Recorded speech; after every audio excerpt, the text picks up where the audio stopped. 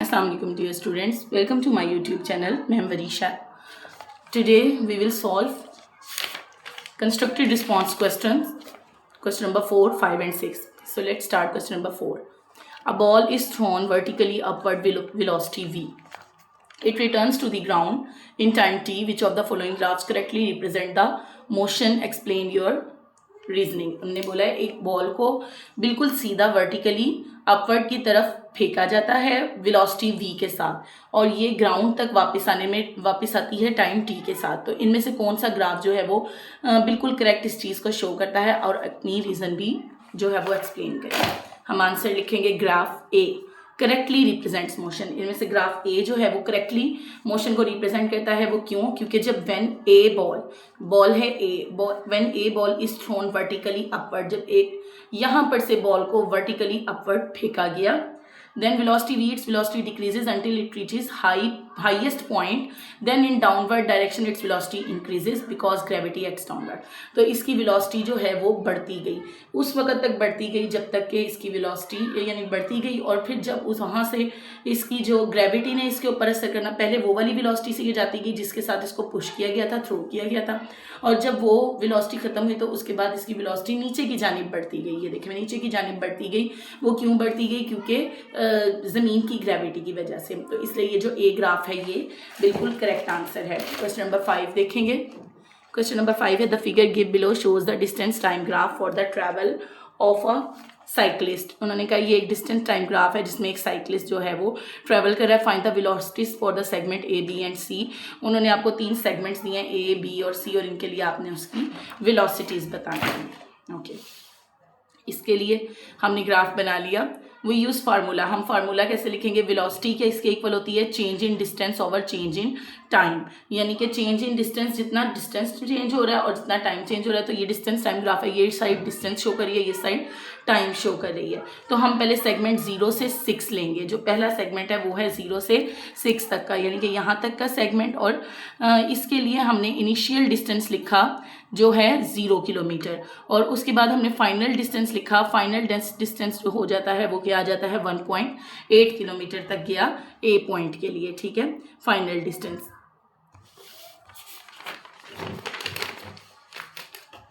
और वहाँ पर टाइम कितना था उसके लिए टाइम था 6 मिनट्स का.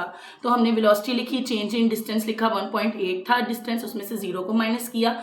और चेंज इन वेलोसिटी 6 थी, उसमें से 0 को माइनस किया. सॉरी, चेंज इन स्पीड 6 थी, तो 6 में से 0 को माइनस किया तो हमारे पास आ गया 1.8 ओवर 6, जिसको हमने डिवाइड किया तो 0.3 किलोमीटर पर मिनट. फिर सेगमेंट बी के लिए 6 to 12 मिनट्स का सेगमेंट था, इसमें भी इनिशियल डिस्टेंस 1.8 किलोमीटर था और फाइनल डिस्टेंस भी 1.8 किलोमीटर था बी वाले के लिए. क्योंकि आप यहाँ से देख सकते हैं कि ये 1.8 ही इसका जो है वो इनिशियल डिस्टेंस है और वही इसका फाइनल डिस्टेंस है. और टाइम इसके लिए भी 6 मिनट्स का ही था. तो हमने इनिशियल डिस्टेंस में से फाइनल डिस्टेंस को निकाला, फाइनल डिस्टेंस में से इनिशियल डिस्टेंस को निकाला, और फाइनल जो स्पीड थी उसमें से हमने 6 to 12 मिनट्स था, फाइनल टाइम 12 था, और 6 मिनट्स को उसको निकाला जो चेंज इन टाइम था. 0/6 आ गया, यानी कि 0 किलोमीटर पर मिनट हमारे पास सेगमेंट बी आ गया. अब सेगमेंट सी जो है वो कितने मिनट्स का है? सेगमेंट सी जो है वो 12 से लेकर 20 मिनट्स तक का है. अब इसको सॉल्व करेंगे आगे. सेगमेंट सी में हमारे पास इनिशियल वेलोसिटी 1.8 किलोमीटर है, फाइनल वेलोसिटी 0 किलोमीटर और टाइम है 8 मिनट्स का.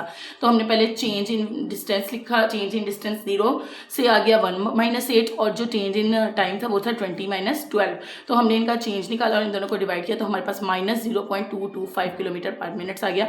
नेगेटिव साइन से ये इंडिकेट होता है कि ये जो मोशन है वो अपोजिट डायरेक्शन में. पहले दोनों ए और बी सेगमेंट जो हैं वो ए और बी सेगमेंट्स के जो आंसर्स थे वो हमारे पास पॉजिटिव सेगमेंट में है, यानी कि उनका फॉरवर्ड जो था वो मूवमेंट थी. लेकिन जब साइक्लिस्ट जो सी है, सी पर नेगेटिव साइन आने का ये मतलब है कि जो अब साइक्लिस्ट है वो साइकिल को ऑपोजिट डायरेक्शन में चला रहा है. नेक्स्ट क्वेश्चन नंबर 6 की तरफ देखते हैं.